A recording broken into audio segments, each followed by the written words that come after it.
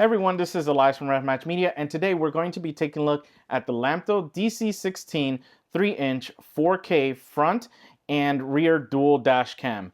Now, I like the fact that we have a nice compact design, especially in my car that doesn't have a really big windshield.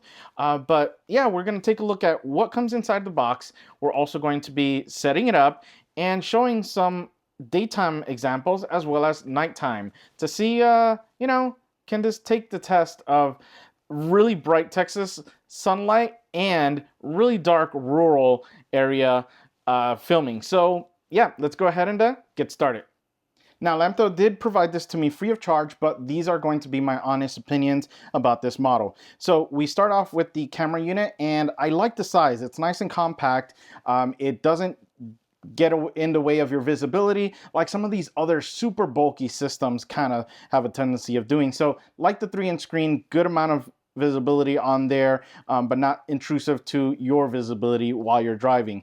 And we do have the buttons down here, which are very easy and readable because we do have the menu option, the mode, we have up, down, okay options there. So yeah, liking this. And then we do have the camera on the front, which again, we'll take a look at some of the samples, see how that holds up. And then we have the mount. So the mount we have up here for the suction cup, which we'll take a look at soon. Then we have the AV connection for the rear camera. And then we have the power for this guy here. So with the suction cup, real easy, just a simple little mount there to just go ahead and slide it in and you're good to go. That's literally it. And I can tell you this little suction cup is really strong. I had to kind of be careful putting it on a flat surface because even in the unlocked state, it was wanting to grab. So it's a very powerful little suction cup. And for the weight it has to carry, yeah, don't be afraid. This thing is not going to fall off. So, but we'll definitely put it to the test. So loving this little mount there. We'll go ahead and just kind of slide it off. Oh, and we can actually rotate there. It has a rotation there. And obviously, however you go ahead and you mount it, you got that there. So we take a look at that, and then we get to the rear camera. Now this is a 1080p, so the front one is 4K. This is a 1080p. We do get a 19.5-foot cable, so good amount of length if you have a long SUV. And again, this is going to be the rear camera. Yeah, like the design, it's nice and small. I don't like, though, I'll be honest with you, the way that this is going to need to mount. So we do have an outside mounting system essentially, and this is also included, which is the dual-sided tape. So we'll put that there, and it doesn't look like I'm going to be able to mount it on the inside because if you think about it, a windshield is going to be essentially flat, and this is not going to let me mount it the right way to be able to capture video. It'd have to essentially be like that. So I'm not a big fan of this. Probably get a different camera or just use the front camera only, which you can do, so that's an option. But you have that, and the other thing you can do is use it for your license plate, on your license plate mount, but it is going to be offset unless you get some kind of bracket. So yeah, again, and I'm not sure, I'll just do it for the sake of the review, but I'll probably just use the front in everyday usage. So that's that. Then we have the charging cable, so we have the power cable, which is going to be an 11.5-foot cable, and then you go to your 12-volt adapter there. And then we have little things for the cables to keep things nice and tidy. So yeah, double-sided tape there, and then we have the cable that can go through there with the screws for that rear camera. We also get a little tool, which is nice to make sure your trim is taken care of and you don't actually accidentally break anything. But yeah, that's kind of what you get. So let's go ahead and get this guy mounted. Now installation is going to be really easy. It's just a matter of placing the suction cup. Now make sure you go ahead and commit to it because like I said, even without turning it, this little suction cup is really strong. And then yeah, just a matter of placing wherever you want the camera to be pointing. Make sure that you plug into power, which is going to be just the cable on the top here, and then you can go ahead and run this up your trim and then connect to your 12-volt adapter, which in this case, like I said, this is a press car, so we're just going to go ahead and run it down and into the charger itself. And then, yeah, we can get going. That's literally all you need to do. And then if you want to set up the rear camera, it's going to be the connection up there, and then you can just run it to the back, which we're going to take a look at next. Now, I did run the cable for the rear camera, just ran it through the middle.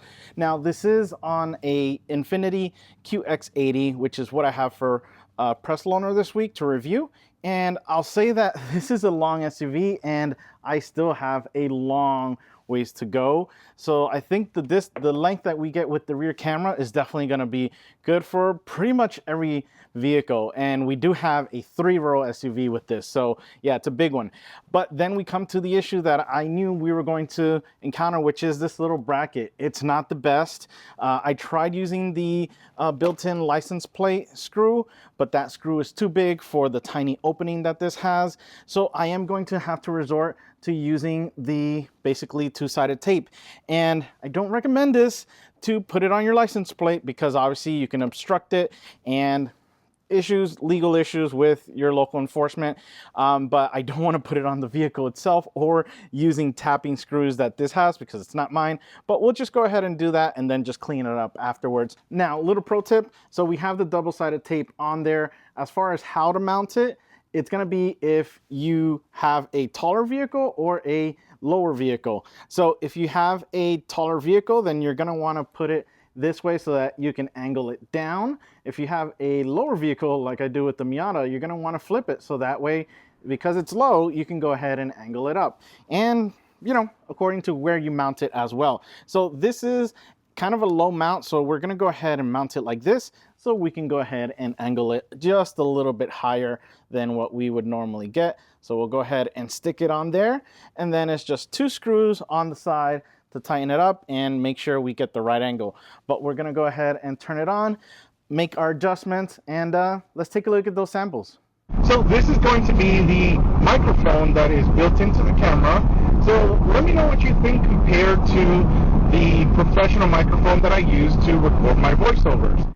As you heard, the microphone does sound a little distorted, and there isn't a way to change the level to it. The video quality of the overall image is real clear in the full daylight, but I did experience some lens flares from the front camera. With it being a 4K camera, I was able to zoom in on the car in front to see the plate when I was about half to about a full car length away.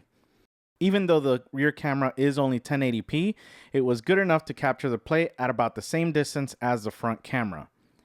Of course, when I went to capture sample footage, a Nissan Altima driver was tailgating me enough to prove why you need to have a camera system nowadays.